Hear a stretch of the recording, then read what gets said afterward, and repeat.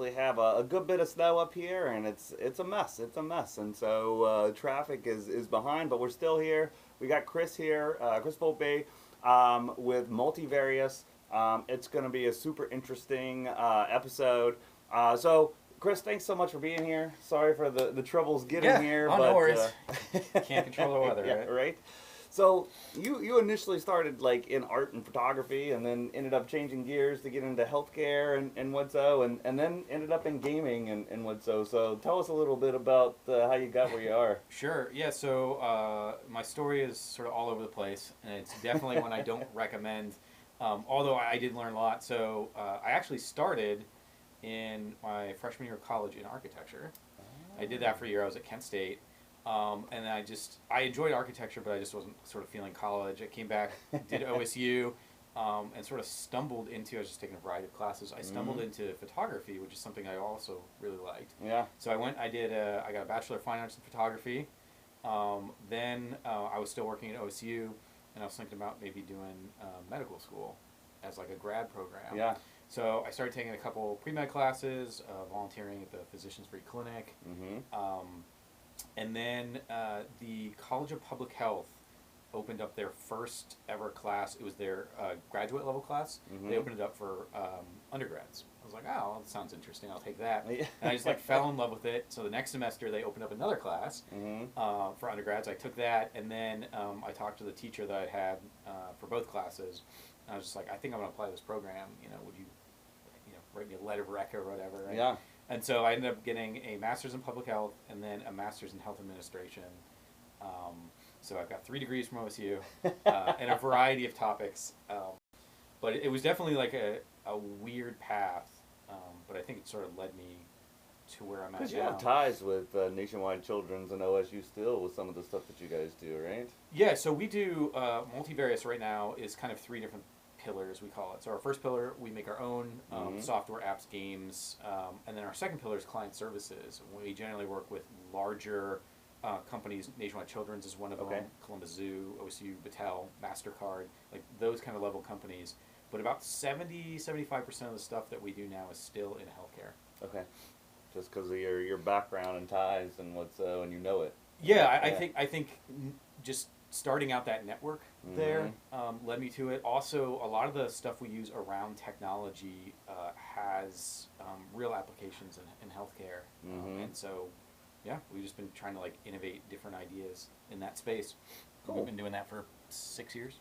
So, one of the things that I read on your website on there was it says that you guys do gaming and creative technology, and I was like, what is creative technology? So yes. What is creative technology? Exactly, yeah. So creative technology is a term that I'm trying to coin, and it sort of came about when I was looking at, sort of taking a step back, being in the gaming space in Columbus in 2011, 2012, we were like literally the only ones doing what we were doing in the city. Where's everybody else at? In California? Yeah, it's California, New York, and then Austin, Texas are the big ones. Awesome. There's some stuff going on in Atlanta. Yeah. But also Toronto, Montreal, places in Ottawa and Canada are doing a lot of it. So in North America, there's really nothing near Columbus. Even Chicago isn't doing that much. There's a couple relatively big sized studios there, but so it was just challenging for us to have conversations with people, like that perception of what a gamer is. 16-year-old white kid in their parents' basement eating Doritos, it's a part-time hacker. Mountain Dew, like that perception's really, really strong, and we can kind of talk about why that perception's wrong later. But over time, we just really needed to kind of educate Columbus about what gaming is in a very broad sense. And one of the things that I noticed is we in Columbus, like, we're a very tech-driven city, right? Yeah. But like we keep pushing STEM learning and development. It's all like STEM development, whatever. But it's all for like enterprise level stuff. So an example of that is I was invited to talk at a Women in Tech conference, the Get With It conference last year, which was awesome. And I talked in front of a group of young women and girls.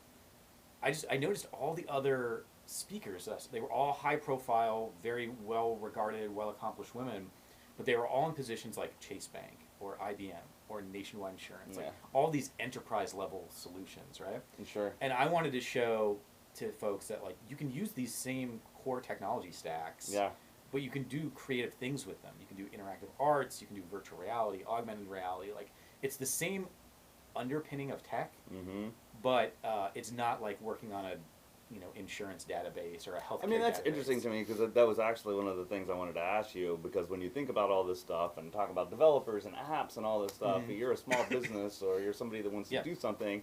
I mean, you're talking about tens to hundreds of thousands or even millions of dollars. So where's the opportunity for smaller companies and so? But I think what you're saying is there can be. Oh, there absolutely. I mean, like I said, we being the sort of only one that does what we do, or at least started, and now there's other people coming into the field.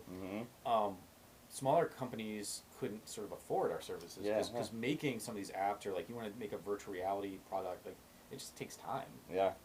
And we try to templatize stuff. We try to be as efficient as we can, but it's like the web world, for example, has a lot of ways to gain efficiency through making website designs and stuff. Gaming and interactive mediums are a little more complicated. There's just this base underpinning that's like, any app you want is going to cost you at least $20,000 just to build out a foundation. And there's no way we can get around it. Unless you use some kind of template and then customize it or something, right? And it's just really hard to do that. And our industry, being the games industry, we're at the forefront of technology, so like everything just moves so fast. Like you have about a year lifespan if you're lucky on any app we make you. That doesn't mean it's going to be like dead in a year. It's just update it. There's going to be a new framework or something you're probably going to want to update on. Well, especially all the security now. It's like they're updating it every day. So if you don't update, it's not going to work within a certain period of time, right? We've got there's big things like the Europe's GDPR that came out last year, just the security thing. So that was a big pop-ups all the time now. Since we're in healthcare, we do a lot of stuff around HIPAA compliance. Okay, so given your expertise, how come people like? Well, actually, let me go back. So when I was looking at your website, and you mentioned some of these things, you do healthcare and educational, virtual reality and mixed reality. And gamification, which is kind of one of my favorite things because people like look at our industry like it's boring, and so we gotta like do something to spice it up to where people want to participate. And it's not. So give us some examples of each of those areas of what you guys are doing or how you've helped people or what, so to give people an idea of not just a category but like something practical. Well, let's see. So I think, from a gamification and just creative tech standpoint, the project we did with Nationwide Children's Hospital was a great example. So we created this app for kids with muscular dystrophy, which is a degenerative disease. It hits you very young. If you have advanced forms of it, you're lucky to live in your teens, like maybe early 20s, like if you're really fortunate. The traditional mechanisms of therapy and research and just general sort of care are very boring. A lot of times are very painful. So these kids are coming in, they have to do all these exercises that are just like, they're not fun. Some of these kids can't even, like, because it affects your sort of core ability to even hold yourself up straight and stuff like that. So they're doing all these things that are just like really excruciatingly painful and boring. What we did was we took a Microsoft Kinect, which was a gaming device, and it uses an IR sensor, and we used its skeletal tracking and its depth sensing, so it's infrared, so that the kids themselves didn't have to wear anything, which is a big deal because you don't want to add weight to people that can barely hold their chest up, right? And we created a game out of it. And it's a simple game. We worked with the team at the Research Institute at Nationwide. And they just mostly need to like move and collect either gems or kill spiders. And is that the one where I saw with the projection with that kid that was going like this? No, that was a different one. We did that for charity, actually. But what we ended up doing is we can take second by second data capture on this thing. So instead of a researcher having to come and like, measure you in all these regards, like we're using this device to measure within, a couple centimeters. And so it learns itself just in the first few minutes. It gains their skeletal system. They're sitting in a chair, so they'll be like doing something like this, and they might like lift up or go to the left or the right. But we're capturing all that data. We're putting it into a database. So we're capturing more data than a clinician can at any given time. And the kids think it's fun. So like the game is the highlight of a lot of these people's sessions. And what we were at least noticing early, is that we were getting as good results, if not better, than traditional techniques And we're getting better data capture. Yeah. And it's something that we. And then they could use that to see if they are progressing or what. And that was like one of the next steps we were looking at is being able to capture that data, look at it, and then from week to week see, are you struggling more this week? We did another app, a prototype for upper extremity injury, and we did that in virtual reality where you would put a VR headset on and we would have you like do paintings, like paint different colors. So you had colors on the sides that you would have to like dip your brush into, and then you would have to follow these patterns. And that all the pattern movement was designed to like get you doing the same things you would during physical therapy, but it's just more interesting. And at the end of it, we could like capture those strokes and like turn it into a painting. You could like share that image out if you wanted to. So the Nationwide Children's Product, we were actually in global trials in Europe, and then we were in early FDA approval on it, and then Microsoft killed the Kinect, so that was sad. So now we're looking at some alternative techniques or technologies for that. And then the VR prototype is still being worked on, and you know, I think there's a lot of interesting creative ways that we can impact healthcare or education. We're talking to another client right now about. So could you still use the Kinect, or is it just going to go just slowly to where it's not being updated and it's just not working anymore? Because obviously there's still, I mean, I've got 2 of them just sitting in my house, right? Sure, I mean, I think we have 6 in our office. Yeah. So you can still use them, and the product still works. The problem is they're not manufacturing them anymore. So it would be hard to scale. Yeah, the goal at Nationwide was to be able to take a turnkey package and then sell those to people. It's like, well, at some point, you know, they even joked it like, should we buy like a warehouse full of them or something? I'm like, I mean, we can, but at some point, Or you convert over to the Oculus or Vive sensors or something like that. Yeah, there's Intel's doing some new sensors.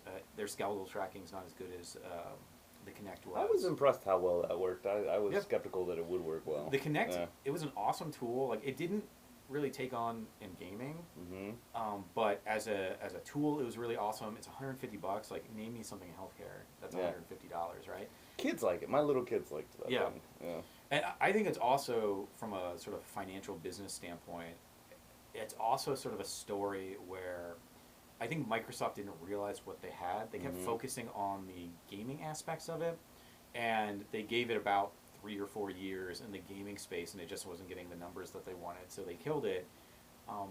But I think if they would have looked into the other spaces like healthcare, that would have been really valuable. The problem with healthcare is, as much as we all want to be innovative and at the cutting edge in healthcare, it takes 5 to 8 years to adopt any if new the FDA is going to be involved, that's going to take forever. Yeah, so it was like just as the point that healthcare was really beginning to use Kinect in a meaningful way. We've done multiple projects in healthcare using the Kinect. Microsoft killed it because they're like, we're just not seeing the numbers. But like, healthcare was starting to wrap up in that. So the downside, I mean, you know, private company and investment can do a lot, but again, it's ROI, right? Instead of like, it's sad that the grant funding and stuff is down so much to where the government would support these things. Yeah, some of them. Yeah. It's also just being someone who loves healthcare, has been in healthcare a long time. The healthcare industry is just, it's so slow moving. It wants to be innovative, but it doesn't know how to. And some of the mechanisms. And they don't want to get sued for it. Yeah, but like you can do a lot of stuff without exposing yourself to financial or legal risk. Like I think it's more just a cultural mentality thing than like, you know, if we're going to spend $50,000, what's our ROI on 3 years? It's like, well, that's not how innovation works. Like, sometimes you have to have an idea and you spend $50,000 on it. Yeah, and it may not work out. It may not work out. We've worked on several MVPs that just like, after a while, we're like, it's a cool tech, but the users don't really want it. We're having a challenge with that, with working on a app for Parkinson's and balance therapy, but it's for an older population, it's for retirement communities. And we're noticing that they're not doing any of the data input in the platform. Like they're asking the people that are at the retirement facilities that are like helping them and the staff there to enter all the data, because they don't want to go on the computer and enter the data. So we're like, okay, well, now we got to figure out a new way to either capture that data or make the data input quicker, because they're just not interested in using technology in that way. So. Yeah, I think if they can get the natural language to go up to the next, you know, like Alexa or Google Home or whatever, then I think that you're going to get the older generation to engage a lot more. Yeah, because they're used to talking to people, right? And if it really seemed almost like a person, they could just ask them the questions over like a 20-minute thing while they were getting ready. Yeah. And they could go get on a different device. I think there's going to be some awesome things happen with that, where people wouldn't buy this new DVD player because they can't set it up. Well, if that natural language device could connect to the other home device, you bring it home and you're like, no, Alexa, fix this for me. You know, or whatever. Yeah. Like, okay, yeah, it's ready to use now. Yeah, there's definitely a barrier to technology. Yeah. And I also think there's a fear around technology where a lot of people just look at a computer, if somebody hasn't used it before, and they're just like, their mind's blown, you know? And they're afraid to try stuff, I think, because they're worried they might break something. Yeah. But, you know, sometimes you just got to get in there and Yeah, fool I agree. around. I mean, to me, those are people that I'd love to see, like, the stuff that you're doing, like, help them and be able to engage because you break those barriers. The other side of things is almost like the Luddite side of things, where, like, they're almost proud that they don't do things online. I'm like, you know, that's, like, a serious handicap. Like, you're going to pay more for things. Yeah. You don't know how to get things. You don't have access to knowledge. You know, it's, like, a humongous handicap, you know? Absolutely. And so, I think there's, you know, not to get political, but we've been looking at the internet over the past few years. Like, we've been following it around, you know, free internet and things like that, broadband access. And you, unfortunately, you look at the people that are in Congress or in positions of power, and they just fundamentally, the joke about, like, it's a series of pipes. I don't know if you remember that thing from 5 years ago or what, I forget who it was. But anyway, one of the senators or congressmen was like, yeah, the internet's like a series of pipes and information goes through it. And everyone was like, in like its loosest form, that's how this internet works. That's how but like, thinking about it, yeah. you know, you have people making laws around this technology that fundamentally don't understand it. The Mark Zuckerberg thing, I don't know if you've watched that, but watch some of the highlights from that. They ask, yeah, just some of the questions were just like, you fundamentally don't understand how this works. Yeah. You know, and I'm not trying to, like, attack you or be mean to you or whatever. It's just like, you don't want me performing heart surgery on you because I don't know what the hell to do, right? Yeah. And it's along those lines, and technology is just getting more and more complicated. Social media is getting insane. I'm sort of like on the Luddite side now on social media, where like I've almost completely removed. It could be a all of our decent social amount of media. time. Yeah. Invested into there, and you got to pick and choose your battles. And what are you going to do? Yep. I use it to push content out, but I don't respond to comments. I don't. It's just it's too much. Yeah. I started an Instagram for my photography, and I post photos on there.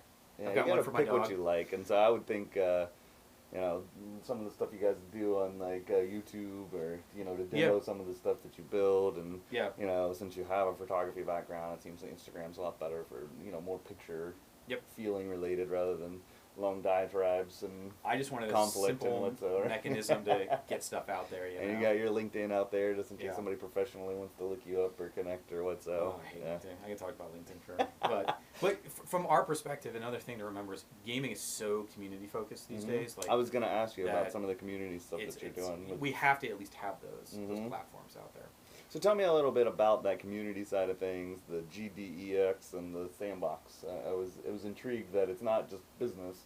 It's like you're trying to like connect the community and build it better for Columbus in general. So yeah, so our overarching goal is to build a gaming industry here in Columbus, and that includes video games, esports, creative technology, virtual reality, all those things we talked about. We're really doing things that other cities aren't doing right now, which is pretty amazing. And I mentioned in 2011, 2012, when we started, nobody was doing this. So it's just every conversation I went into, the first half of it was just me describing the industry. Just like stats that people fundamentally don't know. Like, you've done some homework, but you know how much revenue was generated globally in the video game industry last year?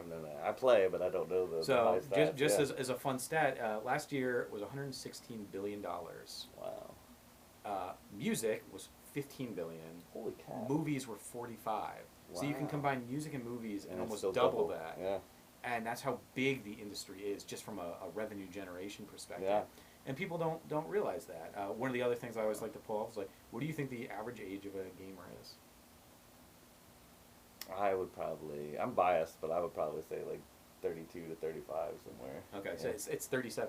Is it? Yeah, the average age of a video game purchaser is in their early 40s because they're buying games for themselves and their kids. You know, so it's becoming a mature industry. Yeah, but 20 years ago it would have yeah. been way younger, but now that the people that grew up playing games, we play games with our kids now instead of like, kids playing video games. The average developer age is still in their early 30s as an industry developer, so it's still a new. Yeah. You know, if you compare it to like movies and music, definitely it's really small. So it takes some time. The reason I'm saying this is because when we started in 2012 to really do this in earnest, it became obvious very quickly that like we were not going to get any support. Like the city wasn't going to support us. There were no grants available. It took us 4 years to get a bank loan to be able to like finance some stuff. It just didn't have the evidence to say is this company going to fold or not. Well, yeah, they just didn't understand the industry. You know, you look at like a bank. You know, they want to invest in hard assets, right? It's like they don't want to hear that if I take out $100,000, that's going to go into computer equipment, which is going to depreciate incredibly fast, software, which has no resale value, and our people, which you can't get the money back from, right? So it's just they didn't understand the business model. They didn't understand the industry. Whereas, you know, people on the coasts, New York, like they're trucking along as it's. I'll go out to GDC. Well, I think I saw in one of your bios you started it with cashing in your retirement, right? I did. When I left OSU, I cashed out my retirement. I paid like $8,000 or $10,000 somewhere around that, and an early cash out fee. I was on unemployment for 6 months because when I left OSU, so I used that 6 months. I kind of was like, I'm going to treat this like my full-time job. I'm going to spend 40, 60 hours on it. We had no clients, no employees, anything. But I knew I had 6 months until unemployment ran out and whatever. And I was like, I've got that amount of time to see if I can make this happen. And we actually ended up, I started January 1st of 2013, or 2014 was when I started doing it full-time. 2013 was when we began to ramp up. 2014 started doing it full time. Within a couple months, we had our first client. Then I started hiring our first person. Our first hire was our developer that I like hired him while he was still finishing his degree. So he was like working full time for me and trying to finish his degree full time. But it took a while to get that engine going. And GDEX, our expo, thegdex.com. Those who want to check it out, it's in October this year. That was a mechanism of showcasing what people were doing in the space, and I can go into details around that. But one of the things that I think we have an opportunity on is that nobody else is doing the kind of stuff we're doing in Columbus. Indianapolis isn't, Chicago isn't, Philly and Pittsburgh isn't. So I'm really pushing to build this industry, and I'm saying pretend that Multivarious is a movie studio trying to build a Hollywood. Like if I could plot down a Hollywood of gaming in Columbus, and that's one of the things this city is known for, that's what we're trying to do. And I think that we've got the talent, the passion. I think the issue that we have that I'm fighting against and working with people and doing things like this for is it's just a cultural issue where people don't understand gaming industry. They don't understand gaming as a broad technology stack. You mentioned security, but like gaming has been at the forefront of cybersecurity for decades. Like we're one of the first to implement that. E-commerce, you know, back when in the early 2000s when e-commerce was like barely a thing, video games were adopting it and using it for subscription models and in-app purchases and stuff. Like especially I remember. I mean, it's still a pain with the PlayStation Network and the Xbox Live and now the Steam. Is that more?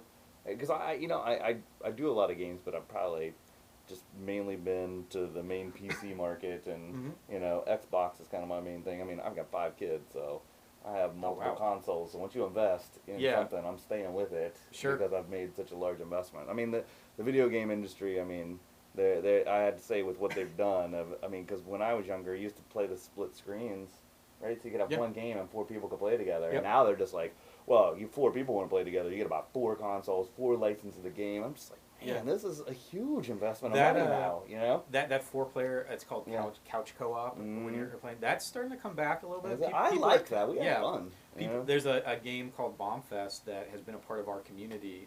Actually, I have a really awesome story about that. They just either today or a couple days ago just released their first title. It's available to buy, so I would check it out. It's on multiple. It's called like I mean, my kids are kind of smaller, but the Diablo they still do that, and we play this game called Magica. too. That was so fun, you know. But like, there wasn't a lot of choices. Yeah, I would definitely check out Bombfest. It's Okay. a sort of crazy 4-player all at once like bomb extravaganza. It's a really fun game, and it's made by like a very small team here in Ohio. So one of the kind of closing questions I want to ask you is like, why is gaming and play and that creativity that goes along with what you're trying to do like important? Sure. Well, I think let me jump back to the community thing Okay, real fast because this. I'm sorry, Henry. Yeah. No, this ties into it. I think that there are a lot of people who are passionate, dedicated, talented, and they want to work here in Columbus. They want to work in Ohio. They want to work in their hometowns, and right now they just don't have the opportunity. They have to move, and so we're trying to build that community up and that industry up. Like our community, COG, it's COGG, thecog.com. And you said that's what initially got you interested. Right? Yeah, so attending some so of we those? came in to that. Multivarious was designed to be like the commercialization arm of COG, and when I came in and started helping, there was just too much going on. Too many people doing too many projects at once. So my job was kind of like slash and burn and really focus on what it is. Now Multivarious hosts COG and organizes it. We are over 1,600 people. Wow. We're one of the largest tech groups in Ohio. Just this last weekend, we did Global Game Jam in our office. We had almost 50 folks. We were the largest on-site location in Ohio for it, and it's a 48-hour hackathon. Starts Friday at 6, goes all throughout the weekend until Sunday at 6, and people just get into teams and they work on projects. Most of them are game projects, but some other people came up with other stuff. And you see a lot of developers who, like I said, are working day-to-day in these enterprise solutions. This is like that one weekend a year where It's they like their passion. That's what they're doing to pay the bills. They get to come in, use their skills for a weekend, and make something really cool. And so, are other people starting companies and following your lead, or so there are, and that's where things like GDEX, our expo, comes in. We started that in 2013, even before we were doing it when I was doing it full time. And that was like the original idea was people in the community were kind of just talking like we should do something for Columbus devs to showcase what they're working on. And I kept hearing this background. I was like, you know what, screw it. Like we keep talking about it. Let's just do it. So we teamed up with some folks, partners at OSU. We held it at the Union. It was going to be a small thing. It wasn't like we had one of the. If you've been in the Union, there's a couple of those classrooms on the second floor. Yeah. Yeah. Okay. We had a couple of those. We're going to have like maybe 12 exhibitors, like no speakers really, no big sponsors or anything. And a couple weeks before our first GDEX, we just got blown up with emails, people wanting to speak and sponsor and exhibit. And we're like, well, what do we do? This thing's in like 2 weeks, right? It's supposed to be in September. I'm like, I don't know what happened, and I don't know if we're going to get this again. So let's push it back. We pushed it back to the first weekend of December. Biggest blizzard of the year, of course. Just sleeting and snowing. Yeah. But we ended up with going to 33 exhibitors. We had all-day speaking sessions. We had a bunch of new sponsors, and we ended up getting 750 people from 8 states in Canada come to it. And I saw your stats from last year, and I was surprised that it was like over 50% were actual people that were interested, not developers. And I think that's pretty cool. Yeah, so fast forward to this year, we did a couple of years at COSI. COSI was instrumental in helping us. They helped us at years 2, 3, and 4. We did the event there. Now we're at the convention center. Last year we had 2,700 turnstile attendees from 28 states come to it. And did you get a lot of people from Austin and California and New York that come here too? So some of them we pull in as speakers. Others come in to exhibit or to participate in some way.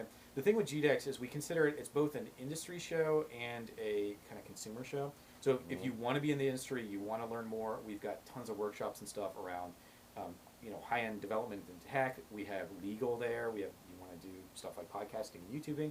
We'll have people come in. A lot of stuff around sound and music and voice acting has become really big. Oh, wow. Esports is becoming bigger. But if you also just like gaming and gaming culture, you can come. See what's out there. Yeah, we had 112, I think, exhibitors last year, including PlayStation was there, showcasing the new Spider-Man game and some of their VR stuff. Ohio University sponsors our VR section, so you can all sorts of new experiences. And what we're starting to notice is as GDEX grows, it's becoming, it's still sort of a gaming-focused show, but it's becoming more of an experiential show. Yeah. So you can come in and there's just tons of different experiences. Like, I don't know if you've ever flown a drone, but you can put on like a headset and in first person fly a drone around. Yeah. We're looking at like adding escape rooms and all sorts of other experiences. So that's really what we're building out is this underpinning of creativity and technology but how does that impact you from an experiential and personal perspective? Yeah. And now this year is year 7 for GDEX. Like, we are not event planners. We have no idea what the hell we're doing. But I saw a couple of your staff that's like part of their job, right? Yep. And it's getting bigger and bigger. And right now, you know, I should say this from a financial perspective, since that's kind of the audience. We are looking in, I'm not soliciting funds for investment, but we are talking to investors about putting some money in and being like, what do we need to plant a flag here in Columbus? And so there's no doubt that Columbus is the place in the Midwest for games and game development. It seems like there's a lot of startup stuff, and I think New Albany and what the Columbus Foundry and Yeah, the Idea now Foundry. the Idea Foundry, and Yeah. now there's like multiple like angel type venture that are like, Yep. hey, let's do more things here. The Idea Foundry, that's where our office is. We're strategic partners with them. That's where our incubator is. Cool. So the Sandbox, it's the sandbox.space. We've got people there. We're working our way up. I think we're 4 or 5 people away from being the largest incubator in the Midwest in terms of members. We're obviously we're the largest in terms of square footage, just by being at the Idea Foundry. Yeah. We kind of get to cheat that way. But the largest is currently in Chicago, and you know, they do some cool stuff, but we want to be the biggest. You know, Take 'em over. we want Columbus to be that place and start attracting all of this talent, pulling it in, retaining it. Be like you guys are making Ready Player One make Columbus the biggest city. We're trying. we did I don't know if you know, but we did a Ready Player One when that came out last year. Yeah. We did a premiere event at the Gateway. That's And- awesome. and we I always liked that book, and then I was like, they're making a movie. That's gonna be awesome. Yep. It was pretty cool. We had a special screening, and we brought in lots of different exhibitors. We had a Tesla there. We had a DeLorean that's hooked up that could be awesome. converted into playing. You can use the steering wheel and the pedals to play a video game, like a Oh, driving inside game. of there, there's, So like, you're monitors. sitting, you're sitting in, and like the hood comes up, and a monitor is there. So it's a that's drivable, cool. fully functional, drivable car, but it can also be converted into Into a a game gaming station. thing. That's yeah, cool. it's really cool. So let me just ask a personal question I think about, because you know, Sure. I've got multiple like VR rigs, and I obviously have Xbox and PS4, and I think about it. What and VR rigs do you have? Oculus is Okay, you got what the we've eye. invested in Nice. primarily. So do you think that VR and AR is going to take over all the consoles? I Or don't we're know. still going to be doing TV screens. You know? I don't know if it's going to take over. One reason is I think there's a play style that works on screens that isn't going to go away, right? You know, you can see that with arcades. Arcades are kind of coming back into fashion. There's just a feeling and experience you get with arcade machines that can't be replicated elsewhere. I think you're still going to have that with 2D games. There's also some things like, you know, I don't know if you suffer from it, VR still has motion sickness and some issues. I find the VR games, maybe one of the negative things that people think about people that play too many games is when I play a lot of those games, it wears me out. So you know, especially the shooting games and stuff like that, like when you're doing stuff, like you're getting exercise. Oh yeah, you're it's not, moving. I mean, it would be tough to play 5 or 6 hours, like people will sit on the couch and play. Absolutely. Doing that in VR, it'll be wearing you out. You're probably gonna need to get some new foam after a while. Yeah. The way I look at VR is it's a new format. For playing, just like mobile is a different format. And I think if you look at VR, it's probably like in the, I say Miss Pac-Man days from a technology standpoint. Yeah, sure. Like look at Miss Pac-Man compared to now for typical standard 2D games. VR still got a way to go. Absolutely. But I think that there is a lot of value in it, and both VR and AR. This is the first time in history, like neither VR or AR are like new. Like VR has been around since the 90s. But this is the first time that the world's largest companies are involved investing in it. in it. So the Oculus Rift's owned by Facebook. Yep. HTC Vive, and that's Valve. So you mentioned Steam. That's who owns Steam. Microsoft is doing things in the HoloLens. I haven't seen Microsoft. I've seen Sony's and Oculus Yeah, and Vive. PlayStation's got theirs. The HoloLens, they went with, I think they got kind of gun shy from the Kinect, and they went with a more enterprise level device. So it's like, so the consumers just really aren't. Yeah, it's people like you and the businesses and because it's like $3,000, $3,000, or it might be $2,000 now, but when it started out, it was like $3,000 to get a device. Because I ask people, they're like, oh, the VRs are awesome. We'll let them try them or so, and they're just like, this would be awesome to get, and they're like, oh, it's only $400. I'm like, but you have to have a gaming computer, so you Yep. have to have a higher end video card. So now Yep. you're talking about $1,000 computer. It's not like Yeah, getting a PS4 or Xbox One for like $300 and you're done. Well, that's the beauty of the PlayStation, is that the PSVR is not the most like sort of technically hard hitting. It's not the most powerful, but it's simple. It connects into your PlayStation. It's a lot easier to use, and it's got. Computer. Yeah. The last time I checked, it was somewhere around 4 million install base, I think. So they've sold 4 million units. So they're the biggest. They're outselling both Oculus and HTC Vive combined. But if you put them all together, you're at maybe at this point maybe 6 million units. That's a lot. But when you look at there's 85-ish million PS4s out there. Yeah. You know, like it's not a lot overall. So the adoption rate of this technology is still like taking a while. Yeah. It's the same thing with 4K TVs. Everybody talks about 4K TVs and 4K content. The adoption rate on 4K TVs is still maybe 20% in America. Yeah. I mean, that's how I feel. I mean, most of my TVs are 4K, and there's just not a lot of stuff I can watch on them. Yeah. You know, Most people just don't have a 4K TV. And you're talking about the U.S., which is one of the largest tech purchasing countries in the world. If the adoption rate in the U.S. is only 20-ish% for 4K TVs, then the rest of the world's like under 5. Yep. So it's going to take a while to catch on. I think 4K and VR are going to be in a similar boat. But that being said, a lot of the projections around gaming, so I said the industry was $116 billion in 2018. By 2021, it's projected to be around $150 billion.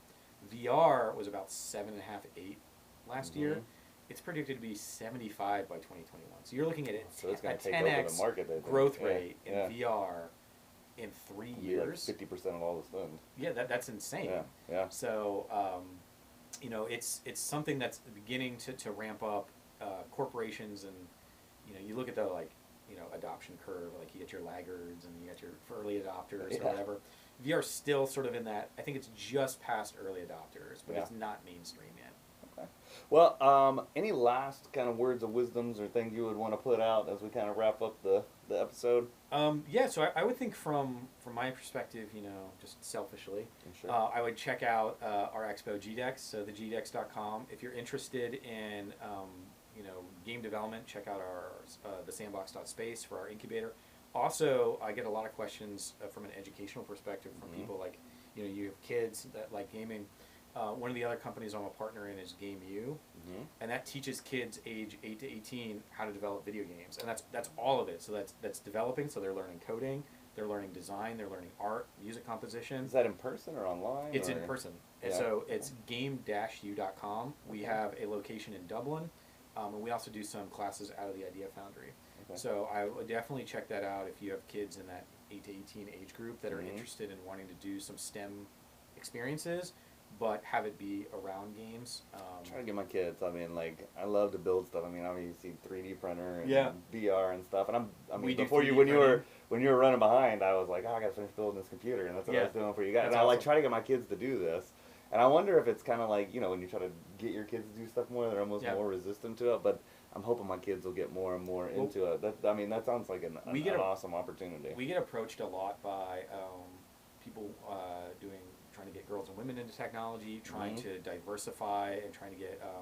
So we had a conversation last year about how do we get young black youth, particularly men, involved in development and STEM coding. And it's like, well, it turns out that young black men like video games. So that becomes a vector to help them understand that, like, oh, don't just play it, build it. Yeah, you can learn how to make these things, right? And so I think games provide an on-ramp, an easier on-ramp into learning how to code. And again, the technology that we're using is the same tech that's being used in most of these major companies. We're not using some like crazy moon man language or anything, you know.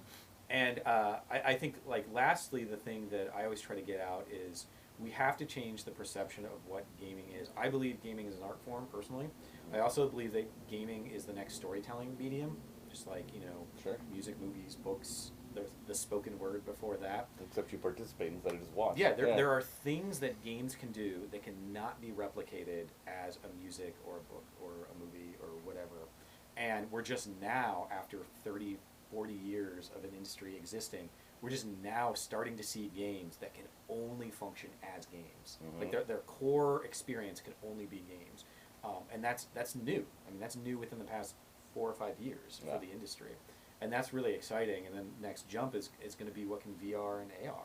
I keep telling for people us. how cool the VR is, and like, There's a lot I mean, of cool I mean, stuff. I did early adoption, so I got like most of those games when they were Yeah. free, and so I still have them. Yeah. I can let people try just about anything, and so I know which ones are good. So I let them get the ones that are like the ones that are going to make you less sick, that Sure. are fun. And I'm sure you've done like the plank experience. Like that's one we Yeah. show all the time. 'Cause that's an easy. You put a VR helmet on and you just go up really high in this building, and there's this plank, and you're just standing on the ground, right? You're not actually there, but Yeah. it tricks your brain. I just People freak imagine, out. like, again, like you said, it's kind of in the infancy, and it's awesome.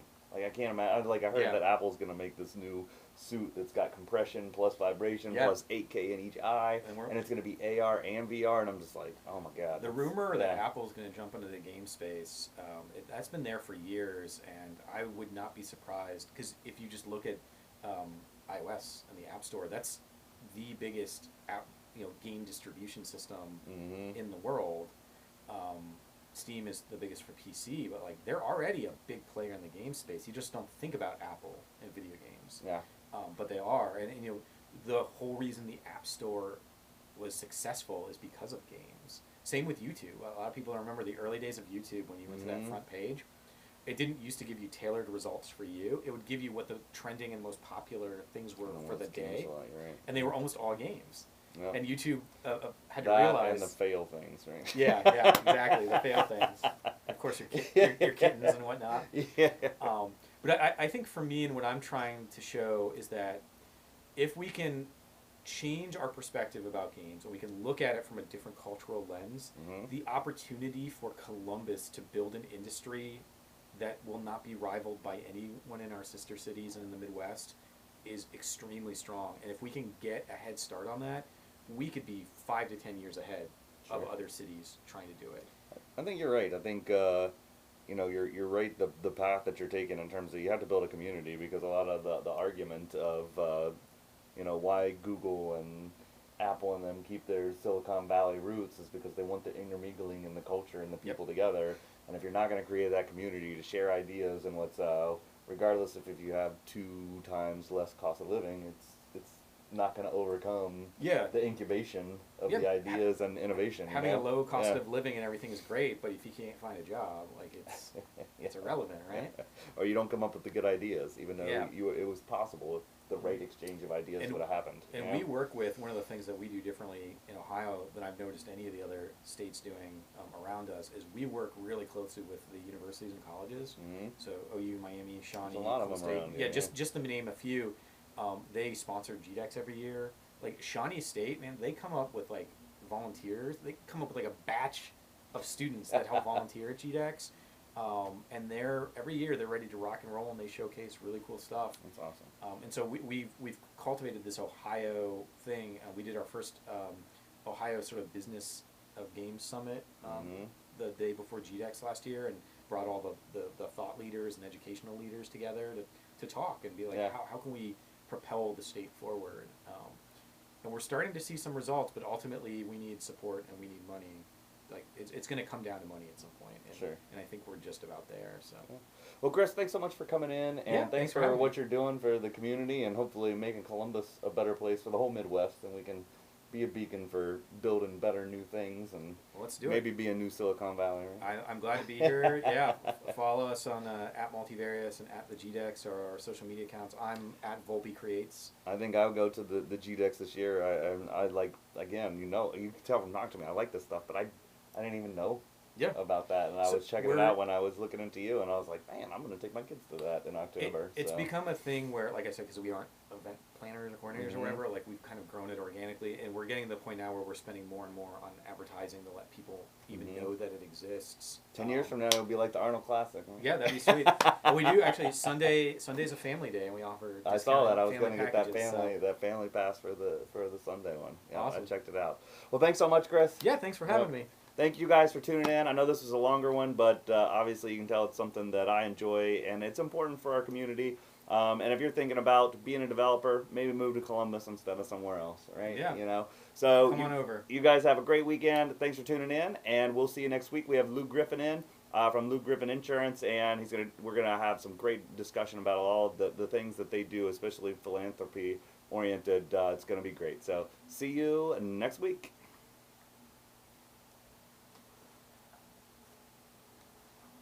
Good deal. Good Awesome. job, man. Yeah, yeah, nice setup here. We blew it up. Well, we try to we go live 360 Yeah. and live in the regular. Uh huh.